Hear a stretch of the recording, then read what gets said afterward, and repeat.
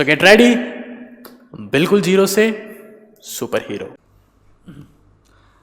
Hello everyone. So in this lecture I will be talking about a concept that is the common ion effect. क्या इसका concept है और किस तरीके से काम करता है ये हम लोग इस लेक्चर में समझेंगे.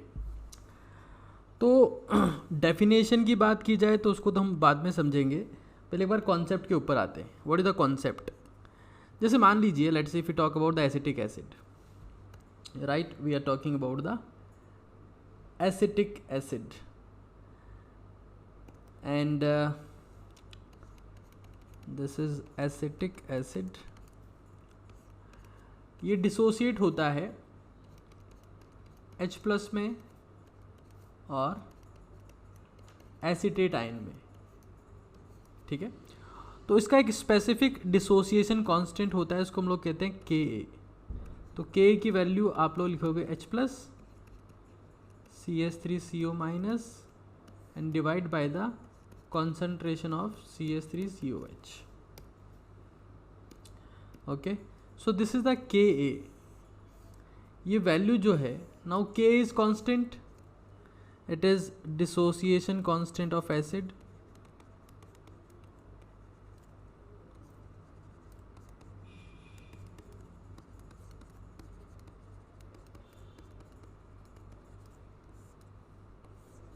ठीक है. तो जो इसकी वैल्यू है depends on temperature only, depends on temperature only, ठीक है.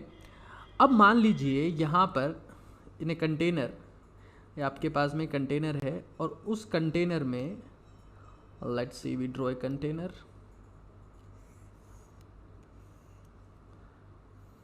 Here we have a container, okay, and in this container we have the solution of acetic acid. We have acetic acid solution, right? Its dissociation constant is fixed, that is Ka, right.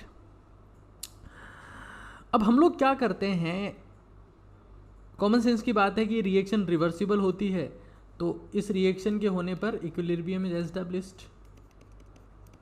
Equilibrium is established, ठीक है. और यहां पर मैं क्या add करता हूं इस कंटेनर में, आई एम एडिंग, यहां पर मैं ऐड कर रहा हूं sodium acetate. Let's see, I'm going to add sodium acetate, ठीक है. तो अगर मैं सोडियम एसिटेट को इसमें ऐड करता हूं, I am going to add the sodium acetate. Now it is a salt and strong electrolyte,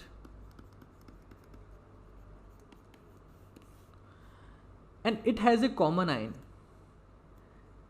It has common ion, that is acetate. तो जैसे ही मैं इसमें एसिटेट को ऐड करूंगा, आई मीन सोडियम एसिटेट को ऐड करूंगा, तो क्या होगा, इस कंटेनर में किसकी कॉन्सेंट्रेशन बढ़ जाएगी? इस कंटेनर में the concentration of acetate ion will increase. The concentration of acetate ion will increase. और इस चीज़ को बैलेंस करने के लिए जो कॉन्सेंट्रेशन यहाँ बढ़ेगी, ये कॉन्सेंट्रेशन बढ़ेगी बिकॉज अब आपके पास में एसिटेट जो होगा वो दो चीज़ों से हो जाएगा. एसिटेट ऑफ सॉल्ट भी यहाँ पर आ जाएगा, ठीक है. और ये इसी के Ka में काउंट होने वाला है, ये जो Ka है इसी में काउंट होने वाला है. तो अगर इसकी कॉन्सेंट्रेशन आपने रेज की तो आपको पता है कि जो कांस्टेंट होता है, इक्विलिब्रियम कांस्टेंट होता है, it is concentration independent. It is concentration independent, ठीक है. तो अगर ये आपके पास में if this is concentration independent, तो उस केस में क्या हो जाएगा, आप जो K है उसकी वैल्यू चेंज नहीं होगी।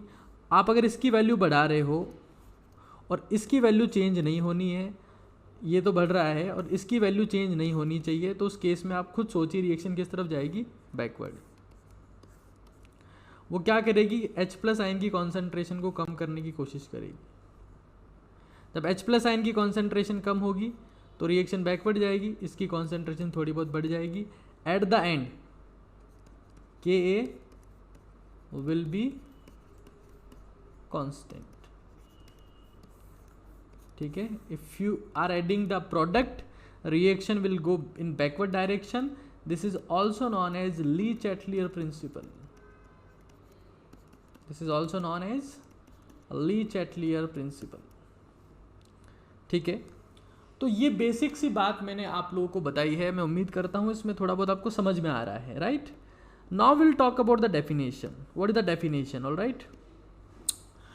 सो if we talk about the definition, तो डेफिनेशन हमारे पास में क्या होती है, that degree of dissociation, degree of dissociation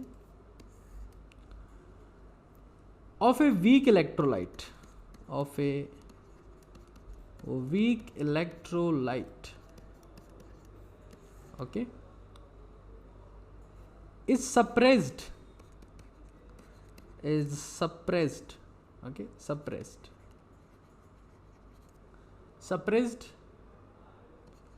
by addition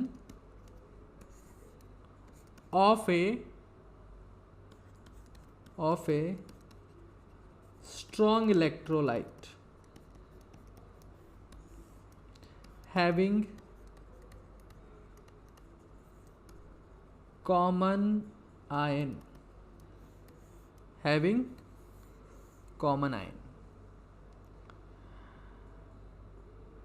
बात समझ में आ रही है ना आपको। So it is basically, it is an application. ये जो आपके पास में हमने पढ़ा है, this is the application. Common ion effect is what, the application of Le Chatelier principle, application of Le Chatelier principal,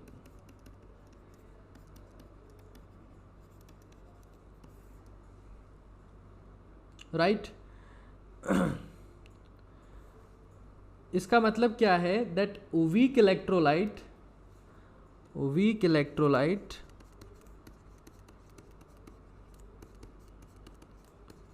will always try to maintain value of Ka since it depends on temperature only.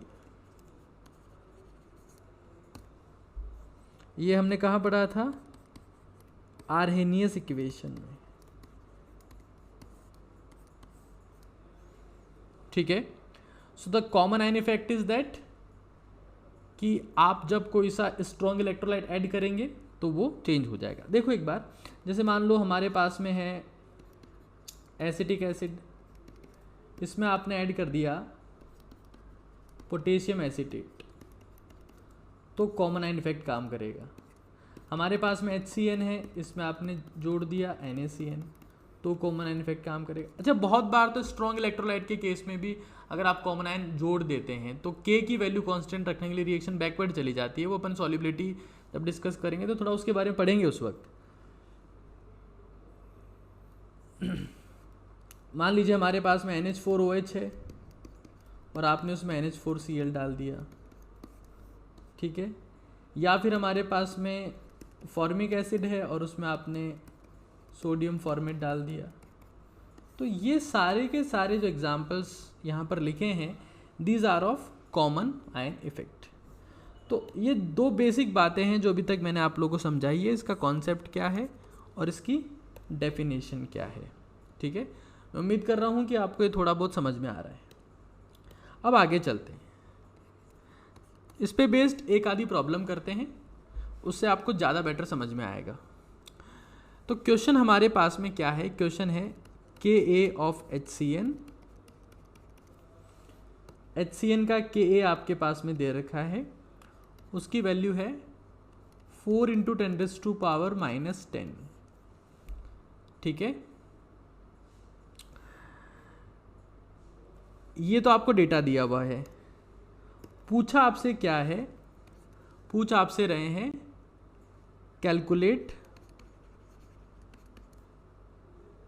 Calculate H plus ion concentration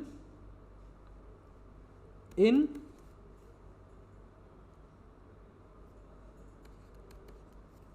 0.2 molar HCN solution. इसका आप बोल सकते हैं part 1 है इसी question का, और इसी का पार्ट 2 क्या है, इसी क्वेश्चन का जो पार्ट 2 है वो भी मैं यहाँ पर लिख देता हूँ। तो पार्ट 2 इज दैट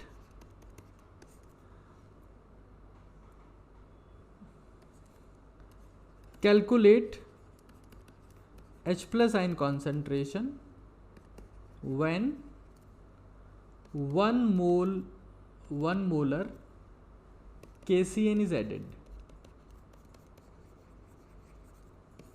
ठीक है, तो जो पार्ट 1 है that is completely very basic problem, लेकिन जो पार्ट 2 आपके पास में है वो पार्ट 2 जो है that is based on the common ion effect. All right, that is based on the common ion effect. तो हम सबसे पहले इसका क्या सॉल्व करेंगे, पार्ट 1 सॉल्व करते हैं। तो के आप क्या लिखेंगे, concentration of H plus concentration of Cn minus divide by concentration of HCN। ठीक है, के आपको दिया हुआ है कितना, 4 इंटू 10⁻⁻10। H प्लस आयन की कॉन्सेंट्रेशन, Cn माइनस आयन की concentration divide by HCN concentration. अब कॉमन सेंस की बात है, जिस फॉर्मेट में डिसोसिएट हो रहा है उसके हिसाब से H प्लस और Cn माइनस आयन की कॉन्सेंट्रेशन जो है वो सेम रहेगी। ठीक है, it will be same. Okay, तो अब हम लोग क्या करेंगे, अगर सेम है तो क्या लिख दें इसको, -10 equals to H plus ion concentration का स्क्वायर डिवाइड बाई HCN। अब HCN के लिए भी हम लोग क्या जानते हैं कि जो आपके पास में 0.2 है it is much greater than alpha, क्योंकि वीक इलेक्ट्रोलाइट है, तो इसकी कॉन्सेंट्रेशन भी अपन एज इट इज़ पुट कर देंगे। तो H प्लस का स्क्वायर आपके पास में क्या हो जाएगा, HCN concentration multiply by 4 into 10⁻⁻10, ये स्क्वायर में है, 0.2 मल्टीप्लाई 4 इंटू 10⁻⁻10। ठीक है, आप इसको मॉडिफाई करके सॉल्व करते हैं तो देखिए इसको हम लोग लिख सकते हैं आगे 80 इंटू 10⁻⁻12। 80 का आप रूट लेंगे तो हो जाएगा आपके पास में 9 इंटू 10⁻⁻6। तो 9 into 10⁻⁻6 is the concentration of H plus ion. समझ में आ रहा है ना आपको, सो इजी। लेकिन अब समझिएगा एक बार आगे आप लोग कि कैसे हम लोग जब चीज़ों को वैरी करते हैं तो कैसे चेंज होता है ना। Okay, now please focus. अब हमने क्या कर दिया है, इसको ऐड कर दिया है, तो अब जब हम लोग इसका इक्विलिब्रियम कांस्टेंट की बात करेंगे तो क्या लिखेंगे, HCN is getting break down into H plus Cn minus and plus Cn minus of salt. इस बात को तो मान भाई, ये आपने एक्स्ट्रा ऐड कर दिया ना, वो तो ब्रेक हो ही रहा है, ये आपने एक्स्ट्रा ऐड कर दिया। तो अगर ये आपने एक्स्ट्रा ऐड किया है तो अब मैं क्या लिखूंगा, Ka equals to H plus ion concentration Cn minus ion concentration divide by HCN। ठीक है, जो Cn माइनस है it is coming from Cn minus कहाँ कहाँ से आ रहा है, वीक एसिड से भी आ रहा है, और Cn minus also coming from the salt. और हम लोग ये बहुत अच्छे से जानते हैं कि ये वीक इलेक्ट्रोलाइट है, तो अगर आप इन दोनों को ऐड करेंगे तो Cn minus coming from weak acid is much much less than Cn minus coming from the salt. ठीक है, तो आप जो है इसको तो लगभग इग्नोर ही कर सकते हैं, ये जो आपके पास में है इसको तो आप इग्नोर ही कर सकते हैं। ये बात समझ में आ रही है ना आप लोगों को, क्योंकि ये कहाँ बहुत ज़्यादा है ना। आप यहाँ देखो, ये जो आपको डेटा दिख रहा है ये 9 × 10⁻⁶ H+ की कॉन्सेंट्रेशन है, तो जो H+ की कॉन्सेंट्रेशन है वो यहाँ पर Cn- की कॉन्सेंट्रेशन रही होगी। ऐसे ही यहाँ पर Cn- कितना आएगा, जितना KCN का कॉन्सेंट्रेशन है 1 मोलर ही आएगा। और अगर KCN का कॉन्सेंट्रेशन 1 मोलर है तो Cn का कॉन्सेंट्रेशन भी 1 मोलर ही होगा। तो अगर ये 1 है और ये कितना है 9 × 10⁻⁶, तो इनको आप जोड़ेंगे तो 1 ही आएगा ना। सो इट इज़ यूजलेस, इस डेटा कोई मतलब नहीं है। तो जब अब हम इसको सॉल्व कर रहे हैं स्टूडेंट्स, तो K कैसे लिखेंगे, H+ ion concentration Cn- ion concentration divide by HCN concentration. ठीक है, तो K आप क्या लिखेंगे, H+ आयन कॉन्सेंट्रेशन हमें फाइंड आउट करनी है, Cn- की कॉन्सेंट्रेशन कितनी हो गई 1 divide by HCN concentration as it is, क्योंकि ज़्यादा और सप्रेस हो जाएगा इसका डिसोसिएशन। तो K की वैल्यू 4 इंटू, ये तो चेंज नहीं होने वाला है किसी भी कीमत पर, H+ आयन की concentration multiply 1 divide by HCN की कॉन्सेंट्रेशन।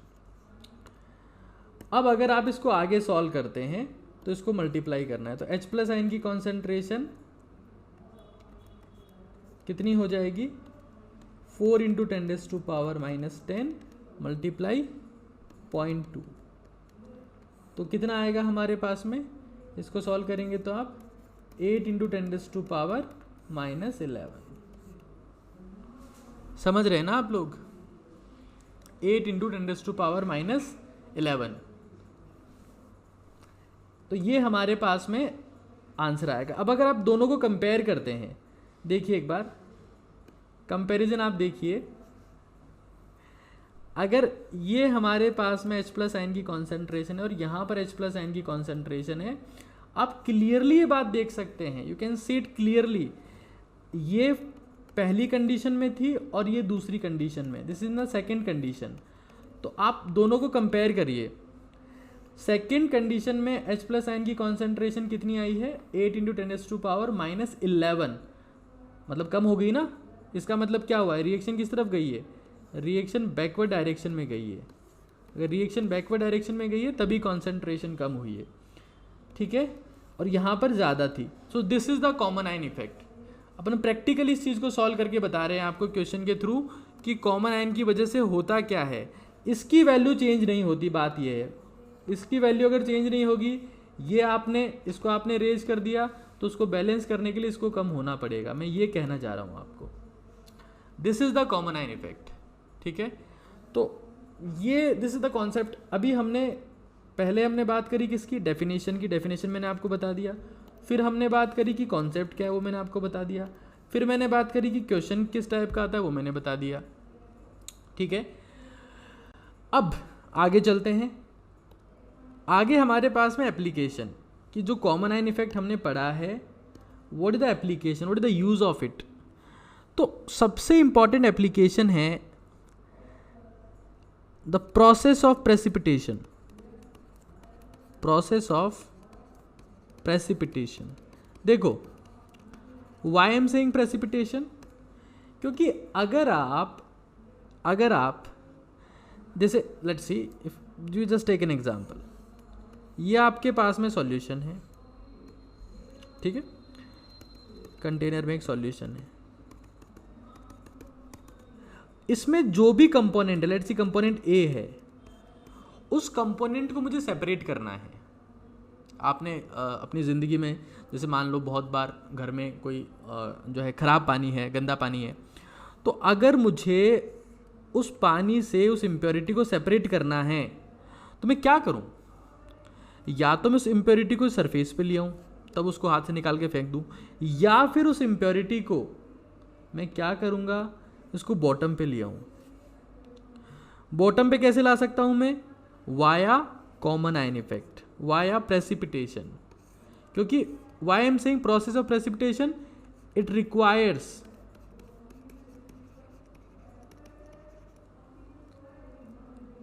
Decrease in solubility.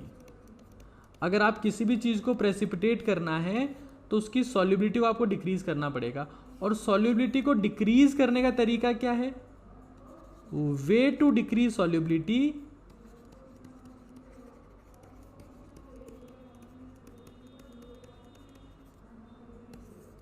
वो हमारे पास में एक ही तरीका होता है। सॉल्युबिलिटी को डिक्रीज करने का तरीका क्या होता है? That we are going to use the concept of common ion effect.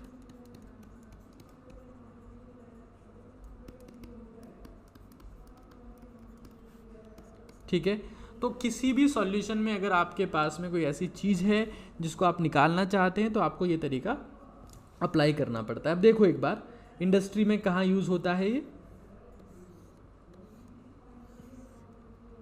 ये बहुत कॉमन एग्जांपल है इसका। Let's it is NaCl solution. तो नमक को सेपरेट करने के लिए भाई ये आपको ध्यान रखना है, चाहे स्ट्रॉन्ग हो चाहे वीक हो। इन जनरल वीक के केस में बहुत ज़्यादा अप्लाई होता है, बट स्ट्रॉन्ग के केस में भी ये चीज़ काम करती है। NaCl का सॉल्यूशन है सैचुरेटेड, तो NaCl सॉल्यूशन जो है उसमें HCl गैस फ्लो करवाते हैं, और उससे क्या हो जाता है? NaCl प्रेसिपिटेट हो जाता है।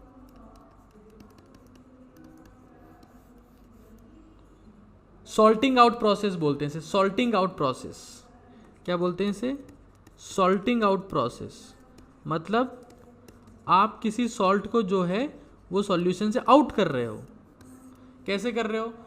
सॉल्यूशन से आउट करने का मतलब क्या है? आप उसे सॉल्वेंट से प्रेसिपिटेट, सॉल्यूट से प्रेसिपिटेट बना रहे हो, सॉल्टिंग आउट प्रोसेस बोलते हैं। अच्छा, ये काम NaCl के साथ में नहीं है, ये काम हम लोग बहुत बार नमक की तो बात हो गई है, डिटर्जेंट या सोप के साथ में भी करते हैं। डिटर्जेंट और सोप, साबुन जो होता है उसको सेपरेट करने का तरीका भी सॉल्यूशन से ये होता है। वहाँ पर हम लोग, भाई साबुन क्या होता है?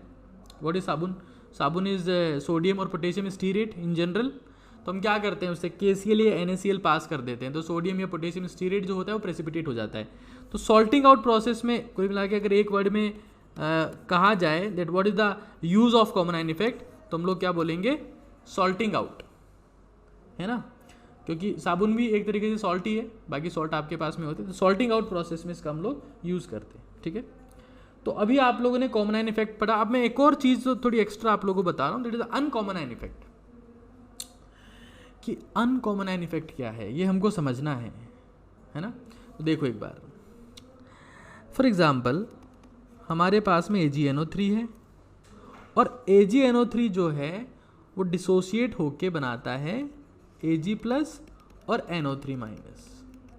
कंप्लीटली डिसोशिएट नहीं होता है, it is not completely ionic, this substance is covalent, silver covalent, तो थोड़ा बहुत डिसोशिएट होता है।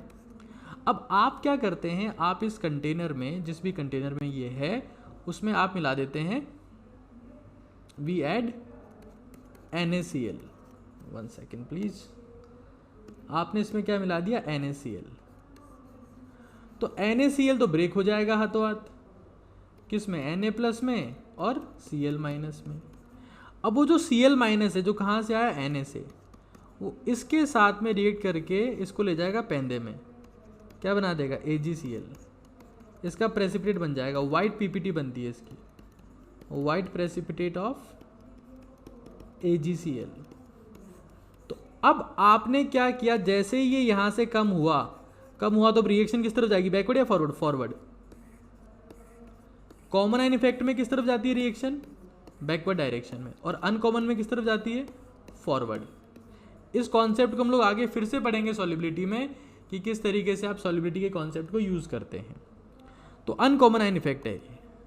ऐसे ही जैसे मान लो आप लोग, आपके पास में AgNO3 है वो डिसोशिएट हो रहा है Ag प्लस और NO3 माइनस में, और आपने उसमें ऐड कर दिया, वी हैव एडेड NaBr। तो यहाँ से क्या होगा, AgBr का लाइट येलो प्रेसिपिटेट बनेगा। ठीक है, so this is the uncommon ion effect. Okay, तो मैं उम्मीद करता हूँ आपको ये समझ में आया होगा। आज के लिए इतना ही है, थैंक यू सो मच। बिल्कुल जीरो से सुपर हीरो।